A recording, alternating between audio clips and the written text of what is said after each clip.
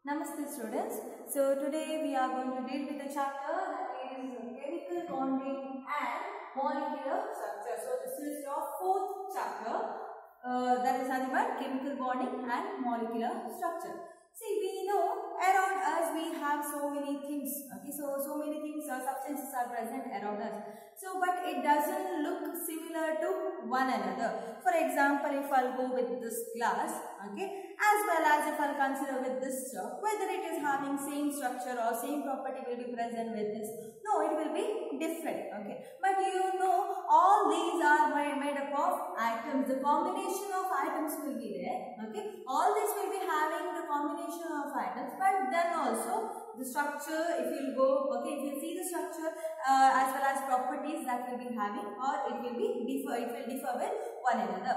Another example, if I take water as well as water, if I consider. So water is having different structure, different property will be present. In the same, if you consider this water, so that is having different kind of structure, different property. So both are made up of atoms, but then also it is having different kind of structure as well as different property. So what will happen, to form a substance, you know that atoms will combine with one another so that the formation of that substance will take place, right? So but if you consider how it will combine with one another, how it will be together one another to form that substance, okay, as well as why that property will be different when you compare with one another, okay. So that mainly due to the formation of bond which is present between them, okay, or we can say the presence of chemical bond. It shows that difference with the structure, it shows with the difference with the properties, all those things, okay. So in this chapter, okay, so in today's class we will be dealing with the chapter that is nothing but chemical bonding and its molecular structure, okay. So we'll just start with the topic. So now here, as I said, atoms will combine with one another and the formation of molecules will take place, right? So but some atom, it will exist alone in the nature, okay. So some atoms, if you consider like your noble gas, especially helium, neon, argon, krypton, xenon, radon, okay.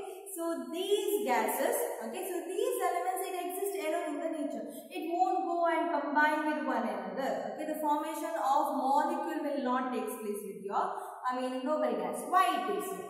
And another thing, if you consider, some more atoms will combine with one another, okay, to form a molecule. Now, if you consider water, so you know what is the formula of water, right? So that is having H2O. There, what does it say? Two hydrogen atoms combine with one of the oxygen atoms to form water molecule, right? See, in one case you are saying with the elements, the noble gas, it will never go for bonding.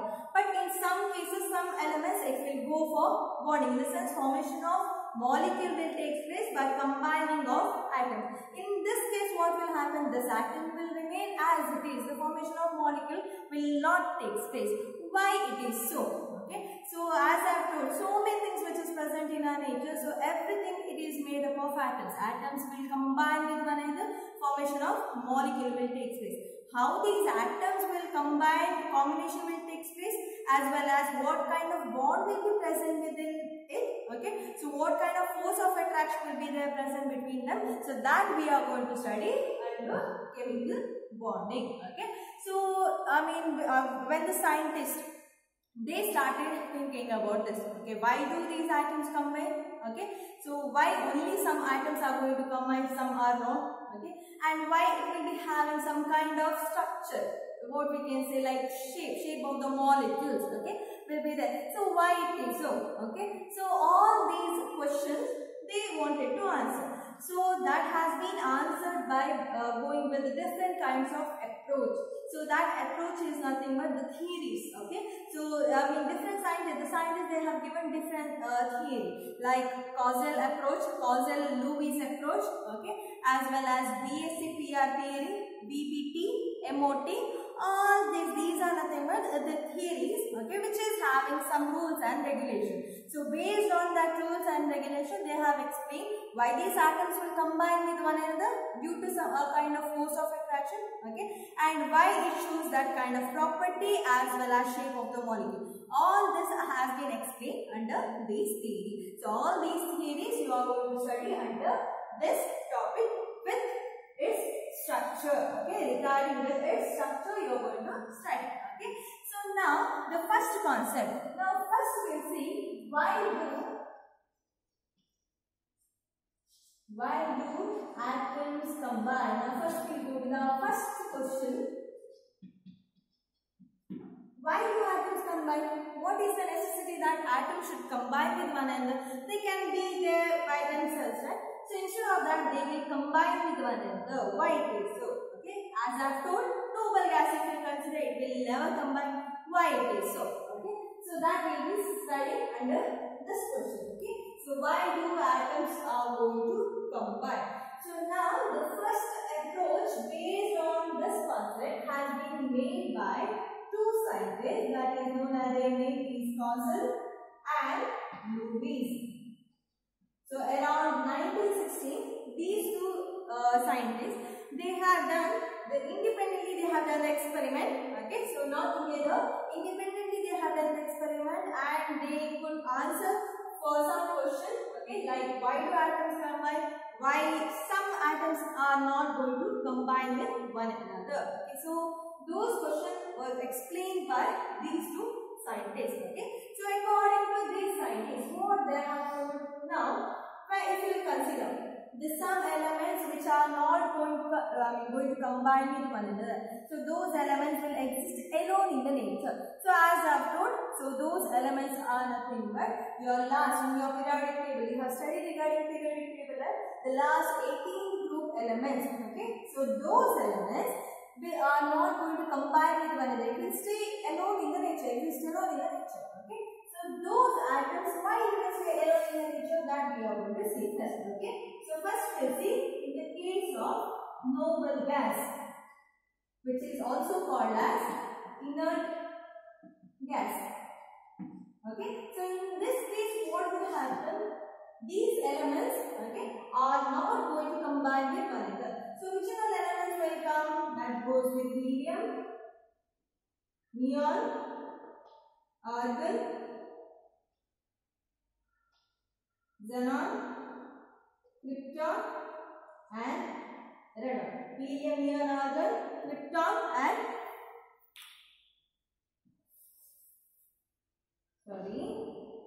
krypton, xenon and radon. Okay, so these are the elements which comes under group 18. Okay, so he never argued in Cargill, okay, with xenon and radon matter. So just to remember, he never argued in Cargill in xenon and radon matter.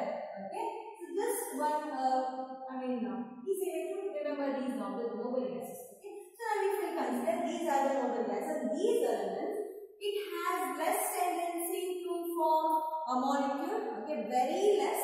Only some elements. Okay, like example xenon and radon, it forms molecule, but that tendency is very less. Okay, why it is, all those things you are going to study in your higher class. Okay, so here this either it is having as a very less tendency to form molecule, or it doesn't have tendency to form molecules. Okay, why it is so? Here we will go with the electronic configuration. Everyone knows to write electronic configuration now, right? Just write down. So helium, the atomic number is 2, so it goes with 1s2. Neon, it goes like 1s2, 2s2, 2p6. Okay, so here it goes with the same order, 1s2, 2s2, 2p6. Then if you want, I can write down 2p6, 3s2, 3p6, krypton, 1s2, 2s2, 2p6, 3s2, 3p6, 3d10, 4s2, 4p6, 1s2, 2s2, see everything is same, 2s2, 2p6, 3s2, 3p6, 3d10, 4s2, 4p6, 4d10, 5s2, 5p6. Okay. For radon, everything will come 1s2, 2s2, 2p6, 3s2, 3p6, 3d10, 4s2, 4p6, 4d10, 5s2, 5p6, 6, 5d10, 6s2, 6p6. So now here, these are the electron configuration of your noble gas. You consider over here. The last shell orbital you have to consider. The last shell you need to consider how many electrons are present in it. Okay. So last shell. See, this is having this one shell. This is only the last shell. So here the last shell, that is 2s. So second shell will be the last one. 1 and 2 shells are present. So second shell will be the last one. So here third shell will be the last. Here fourth shell will be the last. Here fifth shell, and here sixth shell will be the last shell. Right? So now consider the elements which is present in these shells. Okay, the elements which is the electrons which is present in these shells. See, these two scientists, they have told or they have explained their theory based on the electronic configuration of noble gas. So first we should know what is the electronic configuration of the noble gas, and due to this electronic configuration, it will never undergo for bonding. Okay, so why? See, according to these concepts, they have told the last shell electron, okay, the last shell should have 8 electrons in its outermost shell, in the sense filled. Last shell should be filled. Okay, so when it is filled, it will never go for bonding. When your stomach is filled, whether you have food or whether you want to have more, no, you feel no, right? Okay, so the same thing. Here, once the electron shell is filled, completely filled in the sense, then later it won't go for bonding. Okay, the same thing will happen over here. So according to this, okay, so they have told the 8 electrons should be present in its outermost shell. So last shell in the sense that should have 8 electrons in its outermost shell. If it is having 8 electrons in its outermost shell, it will never go for bonding because that will attain stable configuration. Okay, so it should have 8 electron configuration except helium. Okay, except helium. So we'll just consider later this way. Now if we go with the neon, the last shell, how many electrons? 6 plus 2, 8. So this is filled. Argon 6 plus 2, 8, filled. Krypton 6 plus 2, filled, 8. Xenon 6 plus 2, filled, 8. Radon 6 plus 2, 8.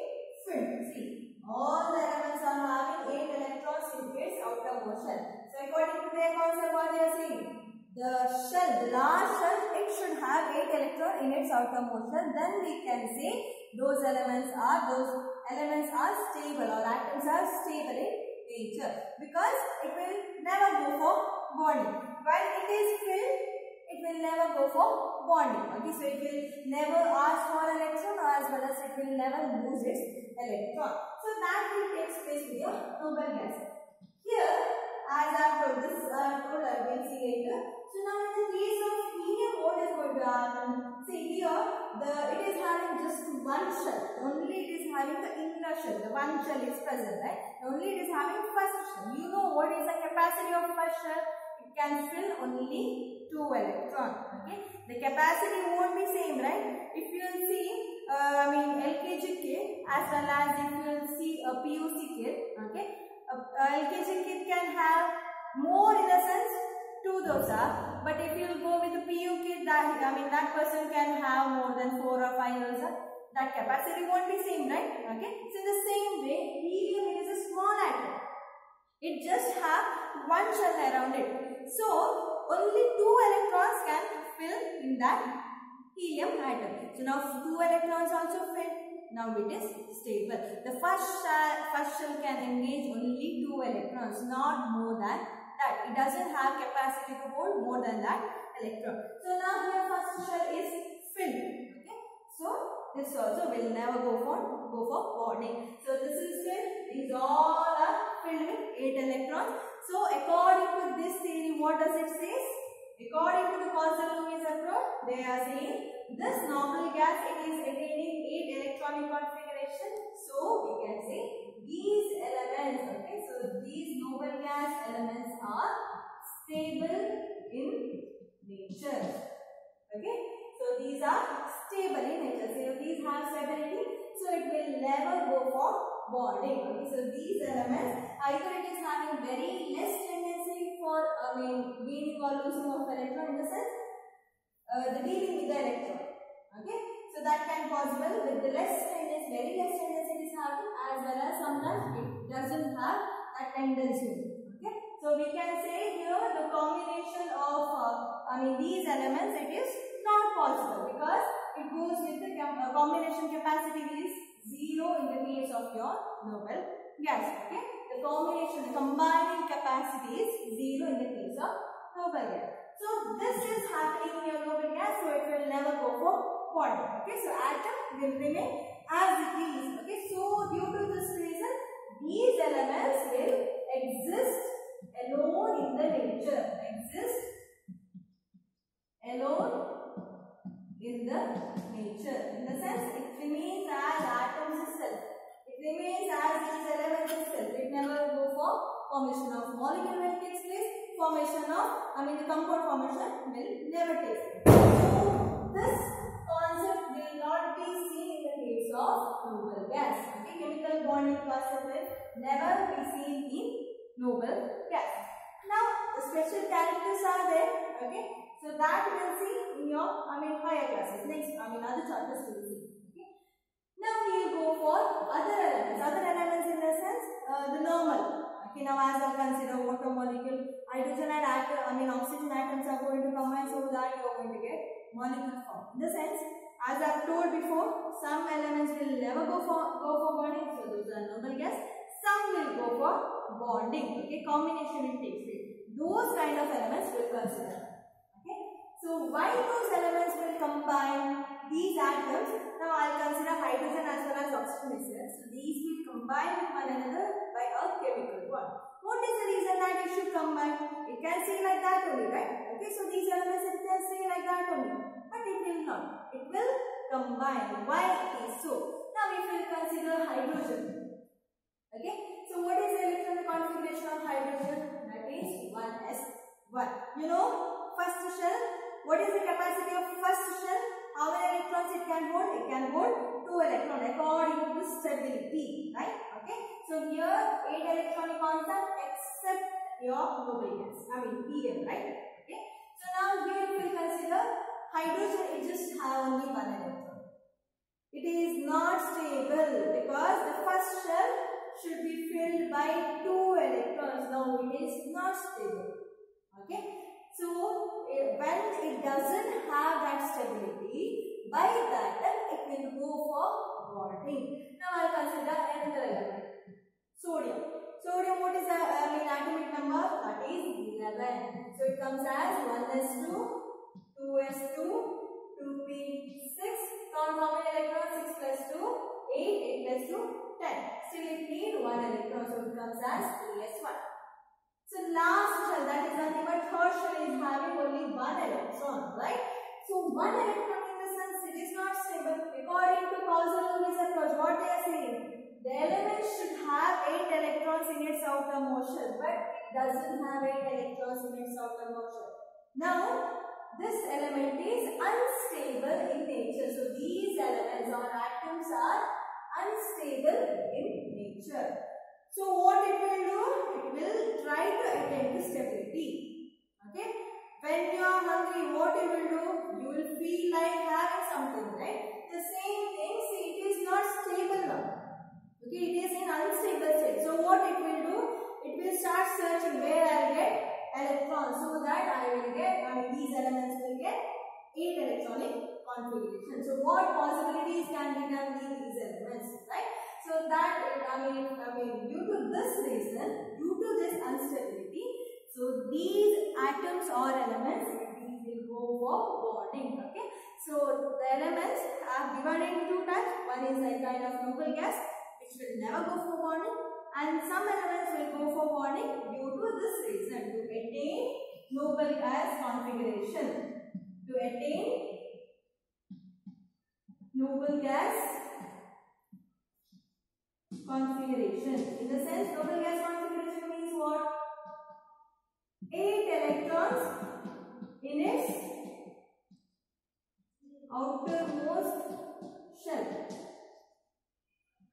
Okay, so it should have 8 electrons in its outermost shell. So these elements will have tendency to, either it will take electron or it will lose electron. Okay, so it wants electron now. It will have the tendency to gain the or losing of the electron just to attain that 8 electronic configuration in its outermost shell. So that outermost shell, it should have 8 electrons in its shell, so that it will become stable in nature. So once it will become stable, it will never go for bonding. It will remain as it is because that will attain the stability. Okay.